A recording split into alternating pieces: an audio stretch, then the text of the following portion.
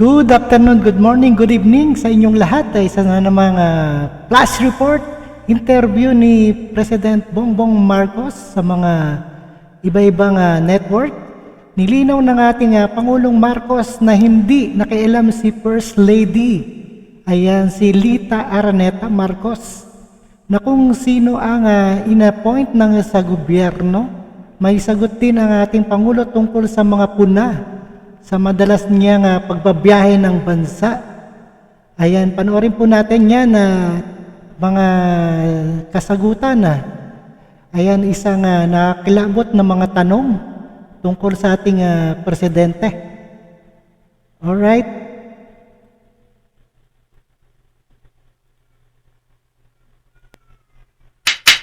Ang aking po katanungan ay marahil ay katanungan din ng simpleng mamamayan.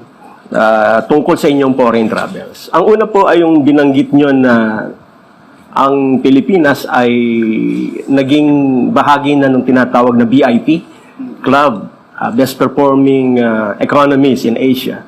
Paano po natin i-reconcile yan dun sa iniisip naman ng karaniwang tao na pagpunta niya sa palengke, mahalang sibuyas, mahalang iba't iba pang presyo ng bilihin, tapos tayo ay best performing economies, Mr. President. Appointment sa TAFP. At sinabi niya, pag ginawa niyo yan, sasabihin ko sa asawa ko, huwag kayong i-appoint. My question, Mr. President, is how involved is the First Lady in your decisions with regard to appointments and in your governance in general?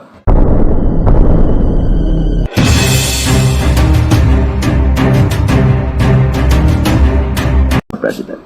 Dahil yung inflation ang pinag-uusapan. Isang aspeto lang yan sa ekonomiya. Kaya yun talaga problema, totoong problema yan. Dahil bumababa na ng konti dahil maglalabas na tayo, nagpapasok na tayo ng sibuyas, nagpapasok na tayo ng asukal. So kahit paano, the supply will feed the demand at mababa ang presyo. Kaya yun ang para sa akin ay the reason na tinitignan ang Pilipinas na magandang performance dahil sa ibang bagay. Okay. Kasi maghanap ka ng bansa na 7.1% ang growth rate, na bumaba ng 4.2% ang unemployment rate, na mas mababa ngayon kaysa sa bago ng pandemya. Ibig sabihin, nakapag-create tayo ng halos 2 million jobs mula nung 2020 hanggang ngayon. At yung pati yung peso, medyo tumibay na. Kaya palagay ko, yun, hindi lang ang inflation, kasi lahat naman ng ibang bansa, ganyan din ang inflation eh. Kaya kung titignan ninyo, ay sasabihin, ito yung mga ibang bagay na kaya't matibay. Kaya nabuo, gumawa. Kasi wala namang VIP noon eh. Nangyari lang yan dahil nagpe-present tayo doon sa Davos at marami tayong pinakita, marami tayong paliwanag, marami tayong diskusyon sa kanila. Sabi na kasama na kayo doon sa grupong yun, Vietnam, Indonesia, and Philippines. So sa Asia, yun ang tatlo na uunahin nilang tingnan as investment destinations. Pero ito pong performance natin sa ekonomiya ay siguro in the following months or days mararamdaman din ng karaniwang mamamayan. Oh, siyempre, hindi naman kasi basta magpasok ako ng ilang tonelada ng sibuyas, bukas bababa na yung presyo. It has to go, dadaan pa sa sistema yan, it takes a little while. Pero hindi naman ganun katagal. This year talaga, yun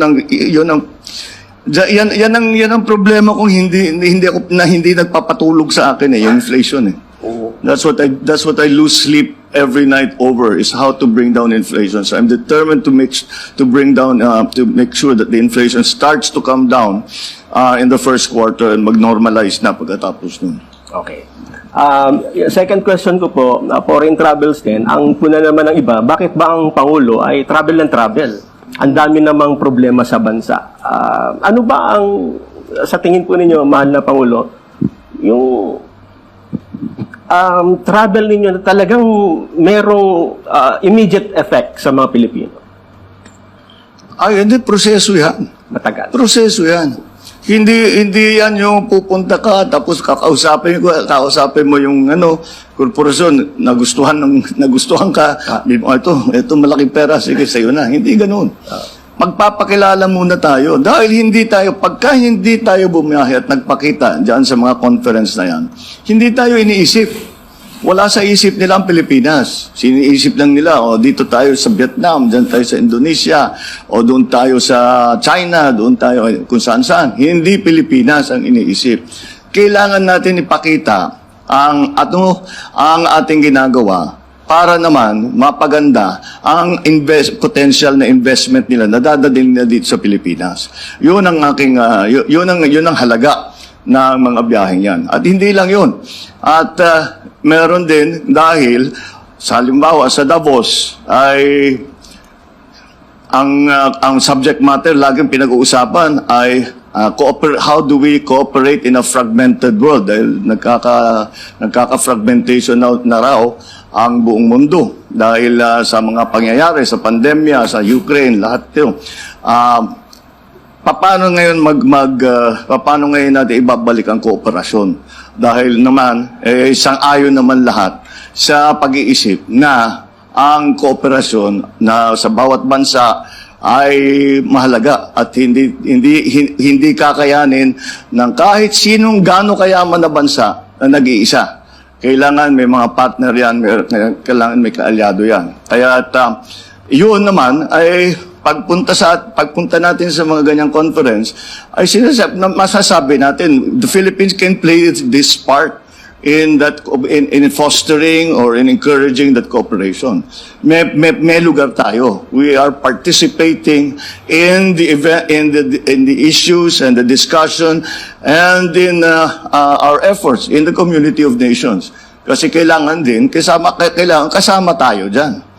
Pangatlo, I'm the new kid on the block. Nobody knows who I am. Kailangan ko magpakilala. Kasi pag sabi, bago ito. Sino ba to? May alam ba ito? Tama ba yung mga ginagawa? Ano bang klaseng tao yan? Yun ang it's important also na magkaroon ng personal. Halimbawa, personal sa mga leader na kaya ko ngayon, hindi ko kaya gawin yun. Dati, ngayon kaya kong buhatin ng telepono, tumawag dyan sa lahat, tatanggapin naman ang tawag ko. At meron na kami mapapag-usapan. And that's very, very important. Kasi yun na nga, like in President Xi's case, siguro, never pa tayo nagkaroon ng contact at that level. Ngayon, dito nga sa mga ASEAN, sa mga APEC, nakilala ko na silang lahat. Kahit papano, meron ka ng koneksyon doon sa mga taong yan. So that's important. That's very important, lalo na. Ito nga, yung kagaya na sinasabi sa Davos, in this fragmented world. Salamat po. Thank you. Thank you so much, Nelson Lubao of Net25. This side of the room, sir, we have June Soriao of UNTV. Good afternoon, Mr. President. Good afternoon. Nice to meet you po. In relation po doon sa tanong ni Kuya Nelson, sinabi niyo po noong Sabado sa Davos nga po, na the Philippines is leading the economic recovery and performance not only in the Asia-Pacific but in the whole world. Umani po ito ng maraming reaksyon o iba't ibang reaksyon. Diba? Saan po nakuha po yung datos para patunayan po yung pahayag na yan? Yung nabanggit ko, napakasimple. Pagka binabati tayo, anong lagi may sinasabi sa akin pagka may nakakausap ako? Pag yung IMF, kasi kinocongratulate tayo, congratulations on your 7.1 growth rate. Si Widodo, ganun din, congratulations on your 7.1 growth rate. It's the growth rate. Kasi yun talagang, lahat ng bansa ng utang, ng husto dito nung pandemya. Tapos nung dumating ng Ukraine, palaki ng utang. Pasama ang Pilipinas doon. Hindi kasing lala ang sitwasyon natin sa mga ibang bansa, nakarating bansa natin. Ngunit mataas pa rin ang debt to GDP ratio kung tawagin. Kaya ang hihila lang, ang tutulong talaga sa atin na pagandahin ang debt to GDP ratio is growth.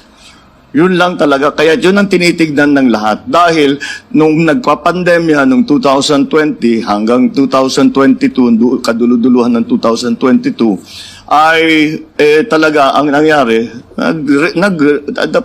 namatay ang economic activity.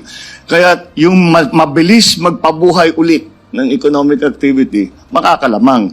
Tayo, mabilis ang growth rate natin. Kaya nakikita, sinasabi na ito talaga, kaya nga nagkaroon nga ng VIP. Nasama tayo doon.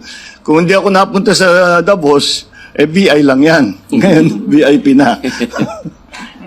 Second question, in relation pa rin po dun sa tanong ni Kuya Nelson, kakambal na po ng pangangako ng investment ng iba't ibang sa pagpunta ng mga dati ng presidente, nakarang presidente ng bansa, yung pangako nga po ng investment. Ano po? Yung iba po, pangako lang. Yung iba talagang hindi talaga natupad po. Katulad na lamang po ng investment na pinako ng China noong nakarang administrasyon. Sa inyo po, paano nyo po masasabi na matagumpay yung mga ipinangako sa inyo ng iba't ibang mga leader ng bansa pagpatungkol po sa investment? Nasa sa atin yun. Nasa sa atin yun. Kaya yung mga biyahe, nabanggit mo na rin, yung mga biyahe, medyo babawasan na namin for the rest of the year. Ang dahilan ay kailangan namin balikan lahat itong mga nasimulan sa ASEAN, sa APEC, sa China, pati yung pagpunta sa EU, sa Brussels, tapos itong biyahe dito sa Davos. Ay kailangan namin i-detalye yung aming pinag-usapan. Sino ba dito tungkol dito? Sino bang kinausap natin? Ano bang naging usapan natin? O dito sa lahat ng project na sinasabi, ano ba i-prioritize natin diyan? Kailangan na namin gawin yun. Hindi pa namin nagagawa dahil busy kami nga ng biyahe. Pero at least meron kaming naiuwi. Ngayon, kailangan na natin i-consolidate, kailangan na natin i-follow up, kukulitin na natin yung mga kausap natin, o yung pinag-usapan natin, ituloy na natin ang usapan. Nasa sa atin talaga yon. Kung pababayaan natin yan, marami na tayong nakita. Nagpumirma ng katakot-takot ng MOU, wala naman nangyari. Kaya yung MOU para sa akin, maganda yan, okay yan, pero simula pa lang yan. Hindi pa yan project. Simula pa lang yan. Simula pa ng usapan para magkaroon ng project. Kaya marami pang gagawin. Kaya yung sinasabi ko kanina, proseso ito. Hindi ito yung basta't biglang mangyayari na yun na nga, may isang biyahe, uuwi ka, dami mong dalang investment. Hindi ganun. Kailangan dahan-dahan titignan, pag-uusapan. And it's also, to put, etong mga biyaheng ganito ay kung pagmamasdan ninyo yung mga meeting namin, yung tawag namin round table meeting sa mga negosyante, magkikwento kami, sasabihin ng Pilipinas, ganitong ginagawa namin, binago namin yung meron kaming create law, maganda na mag-PPP, etc., etc. Okay. Lahat yan ay pinag-uusapan. Pero ang ending lagi, sa palagay ninyo, ano pang kailangan namin gawin para mag-invest kayo dun sa amin? So it's interactive. Hindi lang kami nagsasalita doon, nagle-lecture doon. Nakikinig din kami sa kanila. Doon sa inyo, ano na bang nangyayari? May potential ba dyan? O walang mangyayari dyan? Huwag kayong titingin dyan dito, meron. Ganun ang interaction doon. Para mabigyan din tayo ng bagong kaalaman tungkol sa takbo ng ekonomiya. Halimbawa, kausap mo, yung katabi ko sa Davos, was the Moynihan, the head of the Bank of America. O, tinatanong ko, anong outlook ng Bank of America sa mundo? Ano yung tingin ninyo? Anong areas ang magiging masigla? Ano yung medyo may iwanan? So, marami kang natutunan. Anong plano ng Bank of America? Saan kayo mag-i-invest? That's the only way. Kung hindi, nangyari yun, nakausap ko ang head ng WTO, head ng IMF, ang head ng World Bank. Tungkol nga dyan, ina-analyze ko. Ano ba talagang nangyayari dyan? Ano sa palagay niyo ang mangyayari? Saan tayo pwedeng umasa? Saan yung medyo mahina ang pagbago? So, it's a whole process, but they learn about us, but we certainly also learn about them. So that's also very important. Thank you very much. Thank you. Thank you, June Soriao of UNTV. Next, we have Mela Lesmoras of PTV4. Hi, good afternoon, Mr. Good afternoon. President. I'm Mela from PTV4. Sir, follow-up lang po dun sa nabanggit nyo na, yun nga, magbabawas na kayo rin ng biyahe this year. Pero saan-saan po kayo yung mga kumpirmado nyo ng pupuntahan at gano'ng ito kahalaga para sa ating bansa? yung mga biyaheng ito? The only one na confirmed sa ngayon, APEC, November, sa States. Pero November pa yun. Hindi, kasi ang dapat naman talaga ang Philippine President, kailangan pumunta sa lahat ng APEC. Importante talaga at maraming talagang napapag-usapan. Kahit yung, kuminsan 5 minutes lang, mag-uusap kayo. Pero mula doon, meron na, bigbigay na kayo ng number, pwede mo nang tawagan, pwede mo na i-follow up. At kung minsan, ang nangyayari dyan, kaya kumpleto ang delegasyon namin. Dahil pinasabi ko, kung ano pang mangyari, kailan handa tayo, nandyan yung sekretary na dapat magtrabaho. Nandyan yung staff niya para gawin na yung papeles, hindi na mag-aantay na pag-uwi ng Pilipinas. Nandyan na lahat, kailangan kumpleto. Kasi itong mga biyaheng ito, 2 araw yan eh. 2 araw, mahaba na yung 3 araw. Ang dami mong gagawin doon sa 3 araw na yun. Kaya kailangan kumpleto na kumpleto ka. And that's why that we have tried to be very ready for that. The APEC, again, is one of those that I really have to, a Philippine president should really attend. Because it is the relationship essentially between ASEAN, the Philippines, and the rest of the world. And those are very, very important relationships. So, sa ngayon, yun pa lang na confirm November, APEC. Opo. Sa San Francisco ata. Opo, and sir, kasi for my second question, about naman sa Maharlika Investment Fund ulit, ngayon kasi nagbalik sesyon na ang Kongreso. Ano po yung mensahe nyo sa Senado? Kasi nasa kanila na ngayon yung bola patungkol dito sa MIF at kailan nyo po ba target itong maisabatas mismo? Ang message ko sa Senado, suriin ninyo na mabuti para maganda yung batas natin. Suriin ninyo na mabuti. Siyempre, mas maganda na matapos sa lalo madaling panahon. Pero, hindi naman dapat imadali. Dahil napaka-importante lahat ng mga bawat salita na ilalagay mo dun sa batas na yun, may kabuluhan yun. Hindi mo basta't pwedeng, tama na yan, okay na. Kailangan talagang pag-aralan na mabuti. Malaki naman ang tiwala ko sa mga senador. Alam naman nila yung trabaho.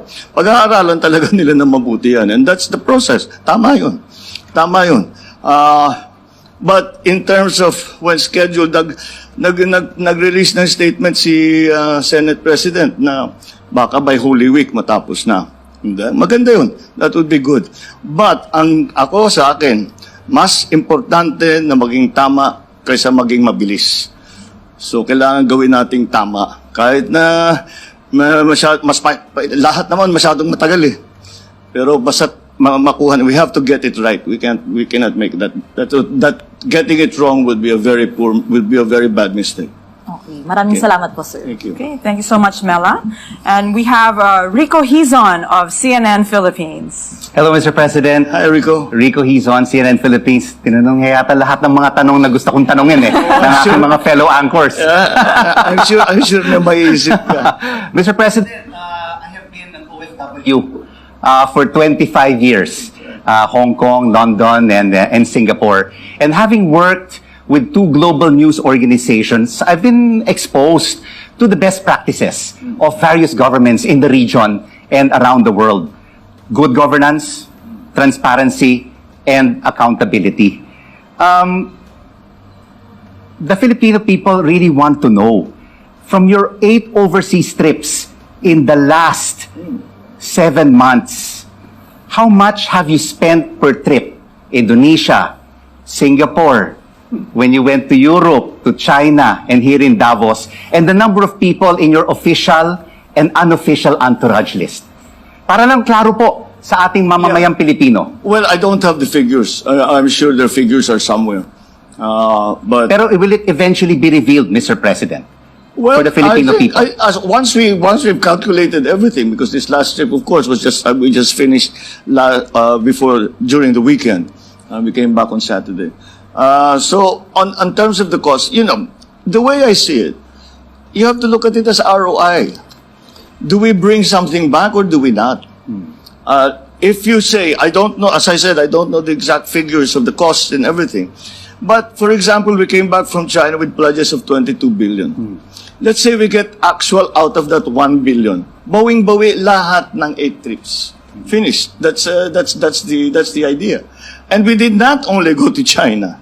We went to Davos. We went to the EU. We went to ASEAN. We went to APEC. So in each of those, many pledges were signed. And as I said, it is up to us. Now, the measure of success will be, the cost benefit, very simple. How much effort did you put into it? It's not just the money. It's the time that you put into it. It's the time and the effort that goes into it is really, that's what I was trying to explain earlier. The reason that we have everyone on the delegation. Actually, the official delegation is just myself and the cabinet ministers. Then they have staff. So the rest are security. And the others that have been accompanying me are actually private sector. They don't actually fly with me. They go there on their own. Although they are included in our meetings, and they have their own meetings on the sidelines as well. So again, the way I approach it is ROI.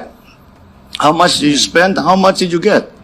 And again, as I'm saying, if we get just one of the MOUs, isa lang. Napakahina naman natin if isa lang ang makuha natin. Hindi namin ginagawa trabaho namin kung yun lang ang isa lang makuha natin. But sabihin na lang natin, isa lang ang makuha natin. Bawi na lahat ng trip ko. Pero Mr. President, sinasabi rin ng mga kritiko that no matter how the government tries to invite investors to the country, but if there's a lack of transparency, accountability, the country does not really invite confidence. I fully agree. So we will have transparency. Ililista ba ninyo yung gastos, Mr. President? So there will be accountability and transparency in everything that we do.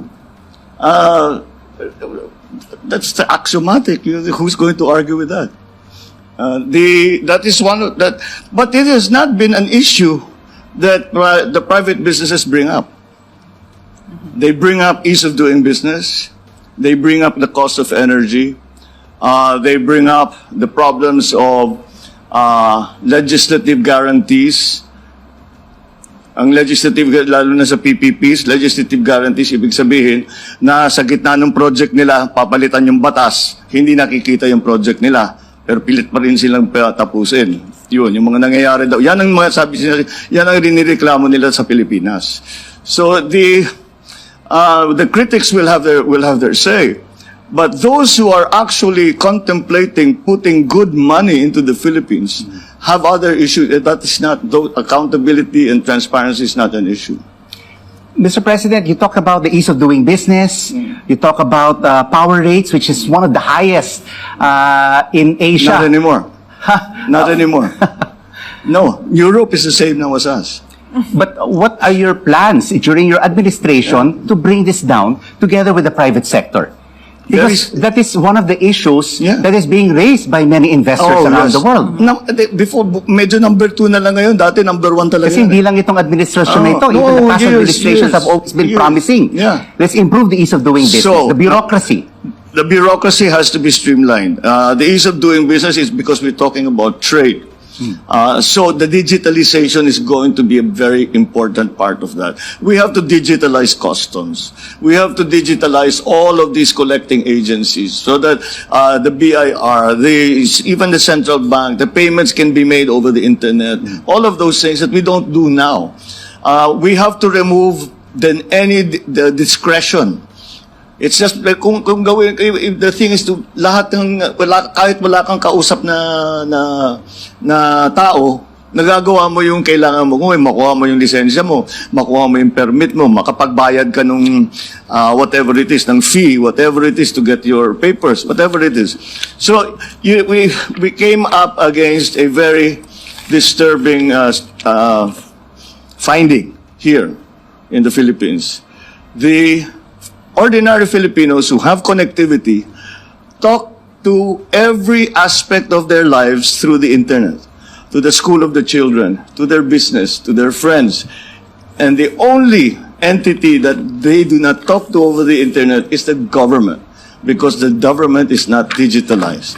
So let's digitalize the government, and that will take us a long way to helping in the ease of doing business.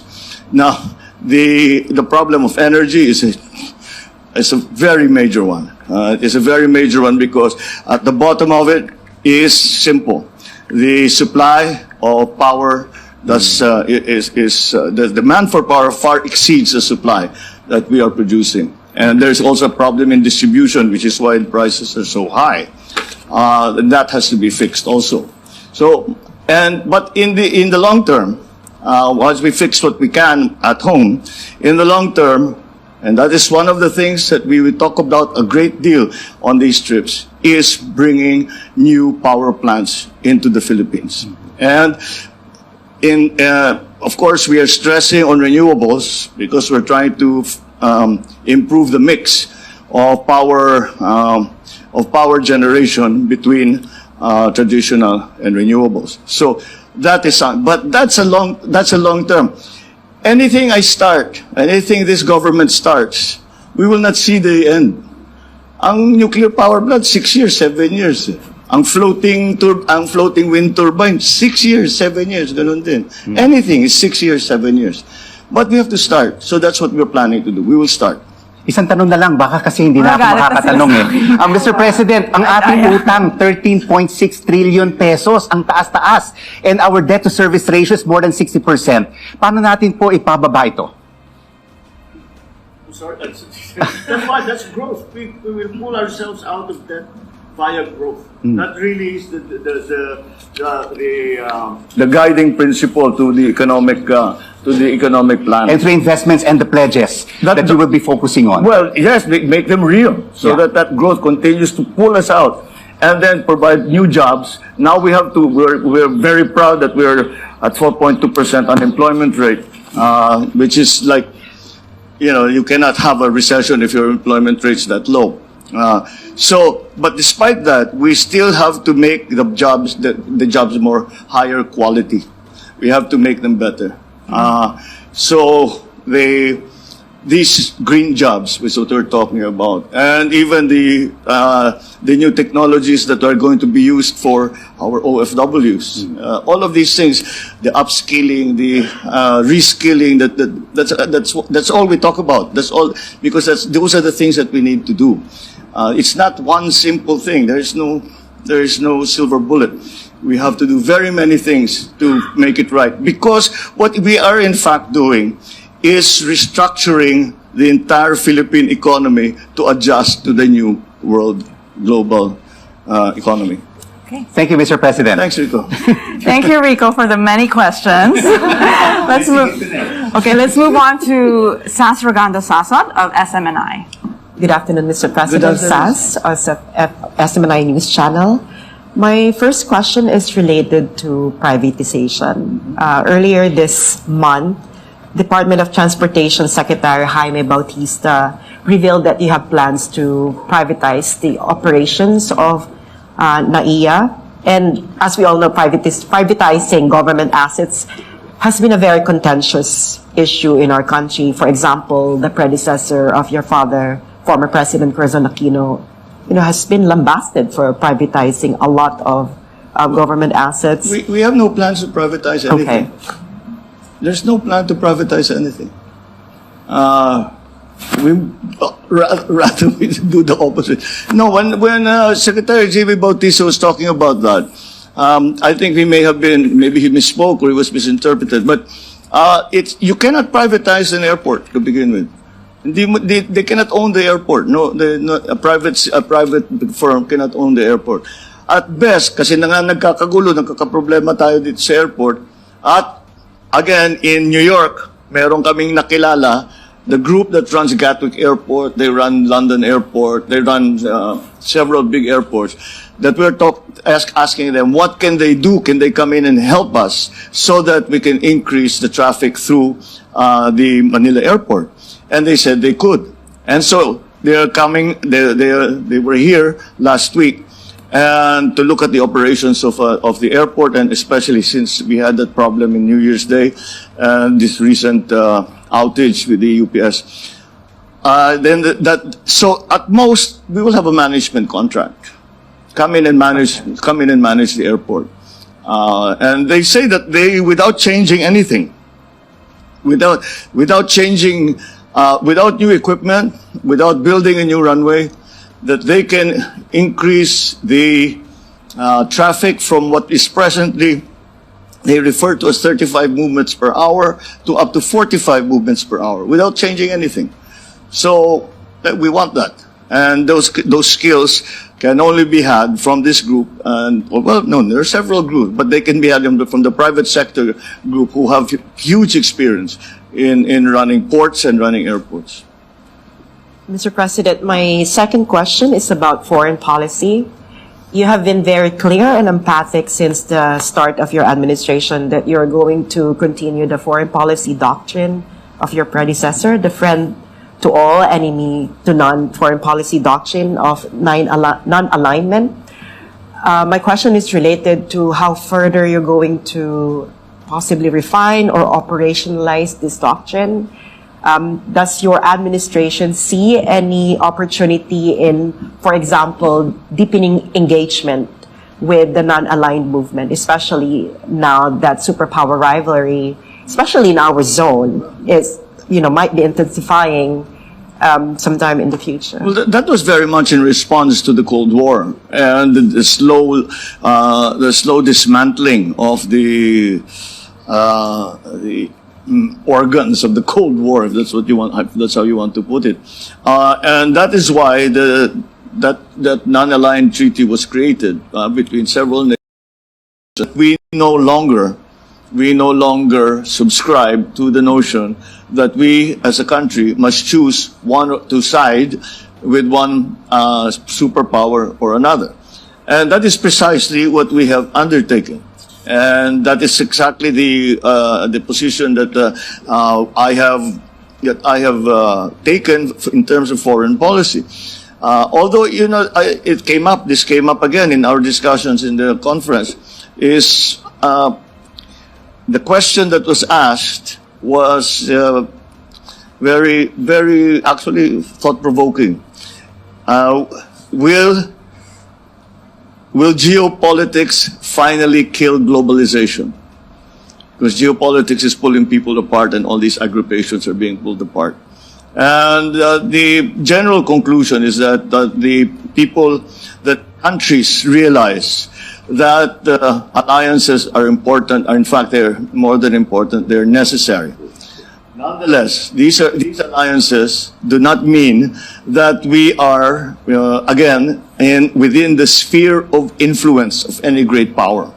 As a matter of fact, in ASEAN, we all came to the agreement that at the very least, in ASEAN, in the Asia-Pacific region, the future of the region must be decided by those in the region, not by some outside power. And so I think the idea, I do not know of I do not know of any formal meetings or conferences of the non-aligned nations. They used to have them. They don't have them very much anymore. I don't know about that, but we are very much in the spirit of that treaty. We are very much part of it in the sense that we continue to walk that very fine line between two great superpowers who are surrounding us both physically and geopolitically. Thank you, Mr. President. Thank you, sir. Okay. Thank you so much, SAS Reganda Sasot of SMNI. And last but not least, we have Ivan Mayrina of GMA7. Mr. President, good afternoon. I'm Ivan Mayrina. I represent GMA Integrated News. Before I proceed to my two questions, I'd like to ask a follow-up question from Cheryl's question earlier about the latest incident in Ayungin Shoal. Mr. President, how do you intend to resolve the seeming disconnect between what gets agreed upon at your level, at the top level, and what gets implemented out at sea? I know you said there is no compromise yet, but in the meantime, our fishermen are being prevented from engaging in their livelihood. Well, I think the actions that are needed are really from the Chinese side, and that is because we do not send Coast Guard boats into what we consider their waters or international waters. They stay within Philippine waters. And so that hopefully, as I said, the reason that it was important for me, let me clarify what we talked about with President Xi. And it was very simple. I said we have to raise the level of discourse between the Philippines and China.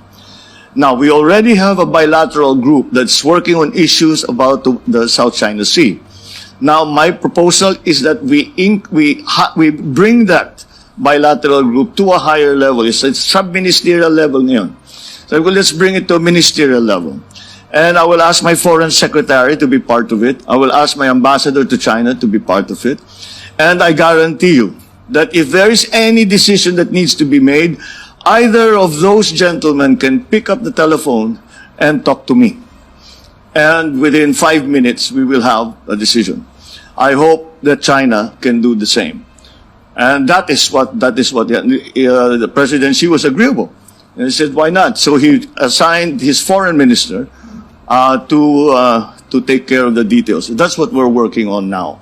Now, with the power structure in the People's Republic, I think that if President Xi, puts out an order that we will not do that anymore, we will do something else, then I think it will be. I think the chain of command is fairly solid. That because again, we will be able to report any violations of whatever agreement we come to.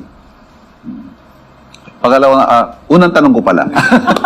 Kamakailan po naglabas ng video si First Lady Liza tungkol sa, naglabas siya ng warning sa mga taong gumagamit daw ng kanyang pangalan para ma-appoint. Apparently, it had something to do with appointments at the AFP. At sinabi niya, pag ginawa niyo yan, sasabihin ko sa asawa ko, huwag kayong i-appoint. My question, Mr. President, is how involved is the First Lady in your decisions with regard to appointments and in your governance in general? Zero. She really has no input on that. The First Lady helps me in terms of the organization, because she's actually very, very good at that. Organizing which office, how the workflow goes, where the documents go through. She's a well-trained lawyer, so she's very good at that. And but that's the extent of it. We don't talk policy together. I mean, she'll comment.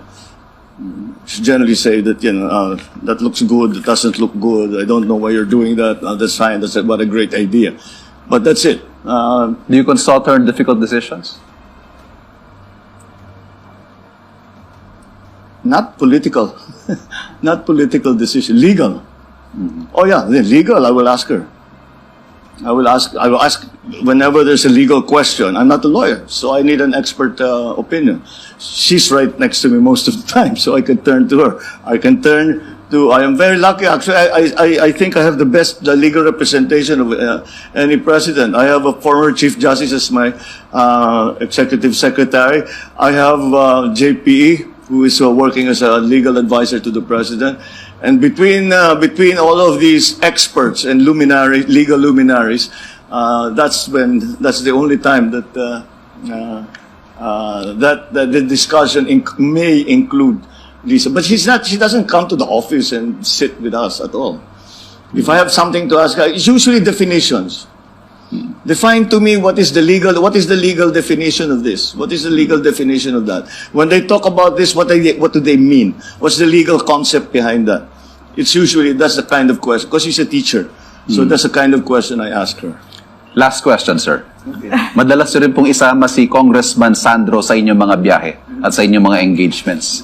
The question is the congressman being groomed as the next Marcos president? Sandro? No. He's not being... We're not grooming him for anything. He's grooming himself. He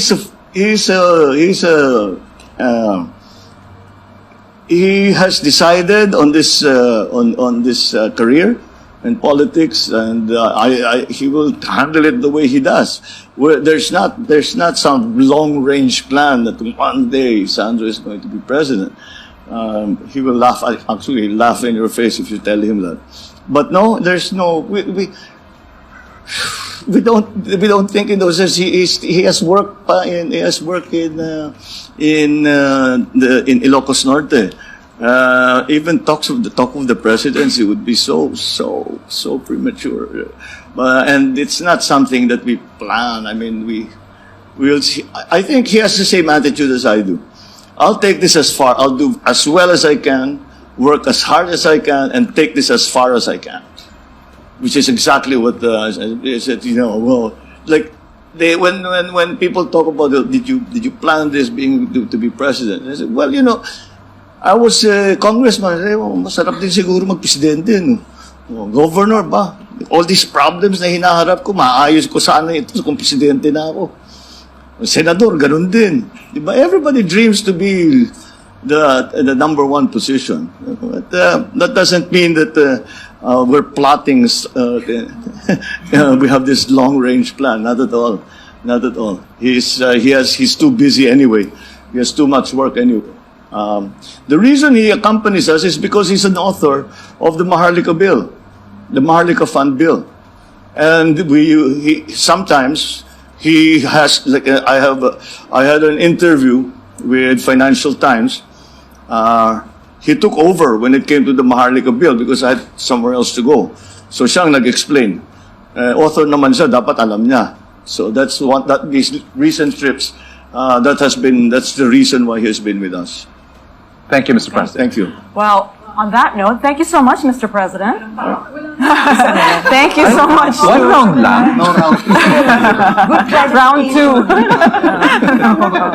But let's wrap it up. Yeah, thank you so much to our friends in media, our anchors and broadcast media for being here in our sit down.